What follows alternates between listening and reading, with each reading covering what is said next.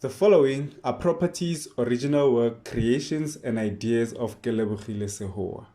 The ElementRings brand includes, but is not limited to, the ElementRings Pty Ltd company, the ElementRings script, comic book or manga script, characters, movie script, ElementRings merchandise, and Negu brand. All rights claimed and reserved by Kelebogile Sehoa. Hello and welcome back to ElementRings. If you've listened to the previous audios, you know that things are about to get even more interesting. Bokale's ElementRings instruction manual was burned in order to complete the ritual to make the ring completely magical. If you're confused, follow the story from the beginning. You won't regret it. Now let's continue with the story. The following event took place after Bokale switched on his phone and spoke to his friends. "I'm so glad that Bokale is okay," says Mandy, who had her hands balled up together. All of a sudden, she hears a cough. "Father's been coughing ever since he came back from work on Friday," Mandy thinks to herself while walking to the bathroom to get her father's medicine. She took what she knew was going to help and went to her father's bedroom. She opened the door and heard her father say, "Don't switch on the light. It irritates me." Mandy found this to be weird. Another thing that was weird was the fact that she noticed that her father had something glowing right in the middle of his chest. "Father, what is that on your chest?" Mandy asked.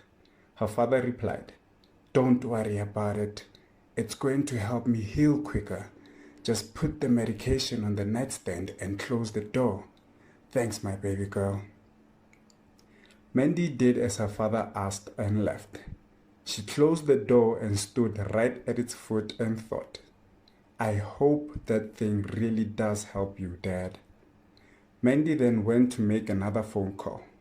It was to notify the others that Bokale was alive and well, because she knew they also wanted to check up on him, but his phone was off. After that call, she and Puleng had their own private call that lasted until it was time to sleep. Back in her father's room, it was still lights off, but the object on his chest illuminated the room enough for him to see where his medication was. He got up from the bed and got closer to the nightstand and took his medication. "Why the hell am I so sick all of a sudden?" he asked himself while slowly lying on the bed and then fell asleep. Tisetso and his family were on their way home from the hospital. They had gone to see Jonathan and also deliver the things the doctors asked for to improve his memory. "Phew," Tisetso exclaimed. "What's the matter, baby bro?" Letabo asked. Tisetso replied, "I can now relax. I won't lie, Dad and Bokale had me scared for a minute. Now that they're both okay, I'm okay." Rakadi replied, "You act like you are tough, but deep down you're a softy, son." Tisetso blushed and shrugged his shoulders. Letabo and Rakadi laugh and the family keeps driving. Back at Mushidi's home, her aunt asks, "So, how is he?" Mushidi looks at her mother and aunt and smiles and says, "He's alive, Mom. Auntie, Bokale is alive. He said he has a few bruises on his head and fractured bones in his left arm and shoulder, but he should be fully healed in a few weeks or so." Mushidi was elated beyond the word. Her mother and aunt could see how much she cared for Bokale. Sipati watched her daughter lighten up and thought, "Oh, my baby girl, to think that we were almost separated forever. Look at how livelier you've become." Tabita didn't seem pleased and Mushidi and Sipati noticed this. "What's wrong, Auntie?" asked Mushidi. "Yeah, Tabita, what's the matter?" asked Sipati, who seemed annoyed. Tabitha replied, "It's nothing concerning, but I am waiting for Mushidi to tell us what she went through and saw while she was in transition. She did say she'd only speak after she had spoken to her friend, and now that that's happened, it's time. Sipati stood up violently and said, "Why I order?" Before Sipati could finish her sentence, Mushidi interjected and said, "It's okay, Mom. Auntie is right. Besides, I've had this feeling that what I saw and went through was just the beginning, and I also have a feeling that Auntie has the same feeling. Please sit down. I want the both of you to hear this." Mushidi was dead serious. Sipati swallowed her saliva while sitting down and said, "Fine, we are listening." She was scared by how serious her daughter sounded just now. "What I'm about to say, I myself don't understand that much," Mushidi said reluctantly. "That's why I'm here, baby girl. Just tell us," Tabitha said. "Okay, Auntie. It all started this past Friday. Everything was normal until I saw Wakali in his school transport. He waved and I waved. But as we waved at each other, I saw a small cloud hovering above his head. I won't lie, right there and then I knew something was off. I proceeded to school.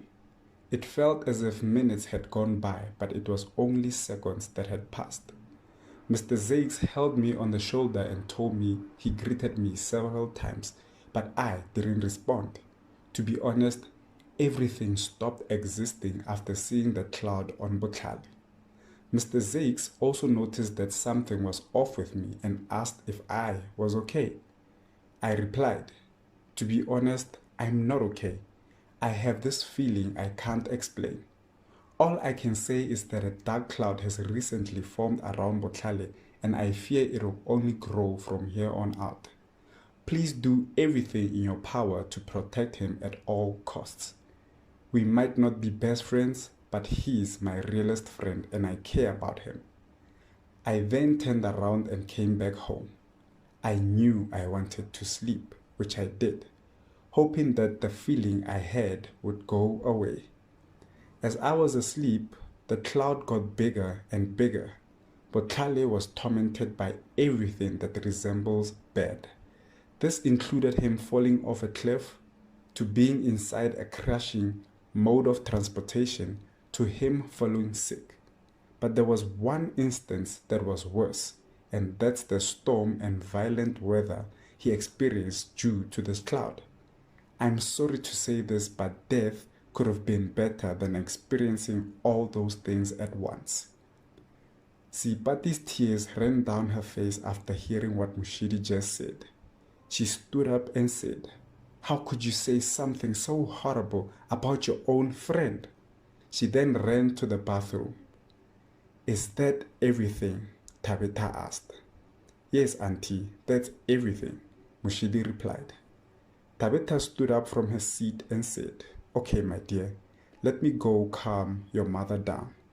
As Tabitha was heading to the bathroom, Mushidi remembered something and said, "Oh, Auntie, one more thing." Tabitha stopped and turned to look at Mushidi.